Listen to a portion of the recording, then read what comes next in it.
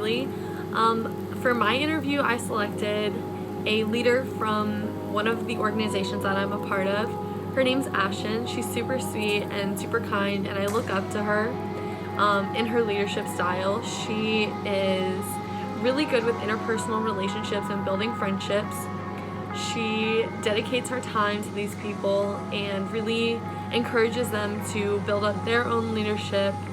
And if I can take some of the leadership skills that she has and incorporate them into my leadership styles, then I think that I'll become a better leader because of it.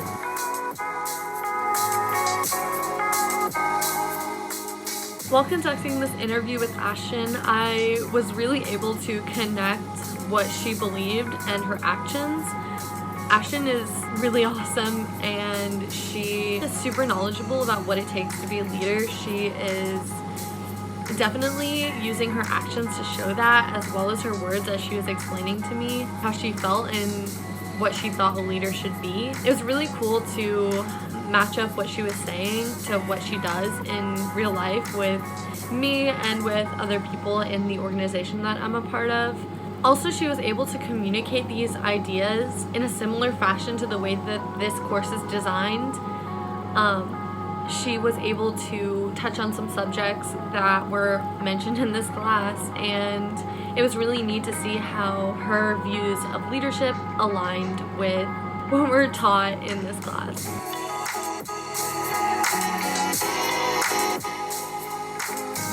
While Ashton and I were talking, we discussed the characteristics of a good leader, and the 4 that she mentioned were loyalty. Loyalty is important because the followers should be able to feel like they are well cared for and they are important to the leader who they are willingly following. She also mentioned good communication.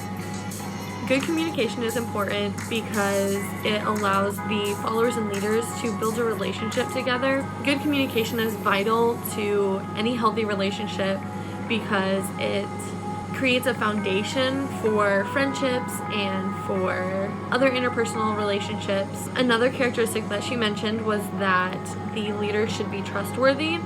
If you have an untrustworthy leader, then your entire organization will ultimately fall because there's no strength in the relationships that are being built.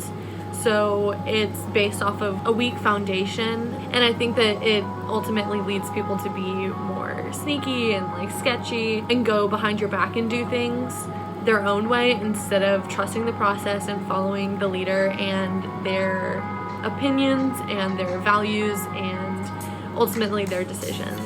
And lastly, she mentioned that a leader should be servant-hearted.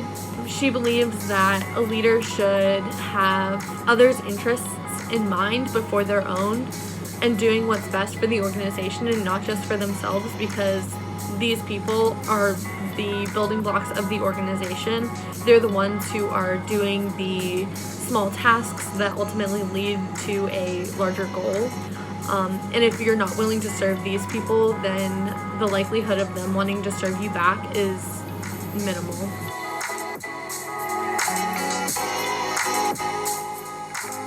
After conducting the interview with Ashton, I really feel like I've gained a whole new side of respect for her, knowing that she is very intentional with the people who she leads. She's very encouraging and she wants to make their environment uplifting and healthy. She puts in a lot of time and effort into the individuals that she leads. She makes sure that they are okay and that they're not being stressed out and in an uncomfortable situation. She also utilizes the skills of her followers to build on their own leadership, and I think that that's something admirable because she is able to not only be a leader herself but grow her followers into leaders so that way they can take charge of their life and be an inspiration to other people. So I think that it was really cool that I got to interview her and just see a whole new side of her and really understand what she believes about leadership.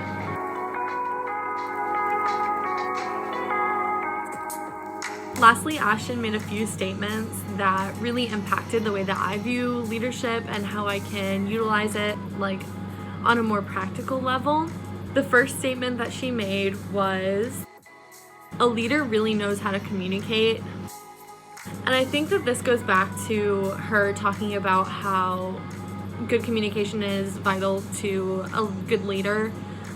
They're the ones who are able to communicate ideas and really interact with the other employees or co-workers and get on the same page instead of looking at it like the leader is above everybody else and they're the ones who have the final say. It's important to know how everyone else feels about the job or the environment or the organization as a whole. The second quote that she mentioned was, a leader is a servant and they should be the first ones to serve and be on the ground doing things as an example.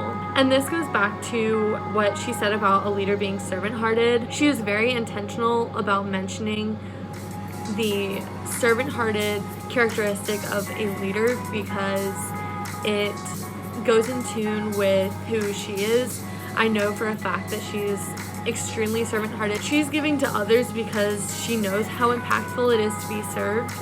Additionally, she mentioned that demonstrating the servanthood of a person motivates others to do the same instead of just being refilled by somebody else and their works for you.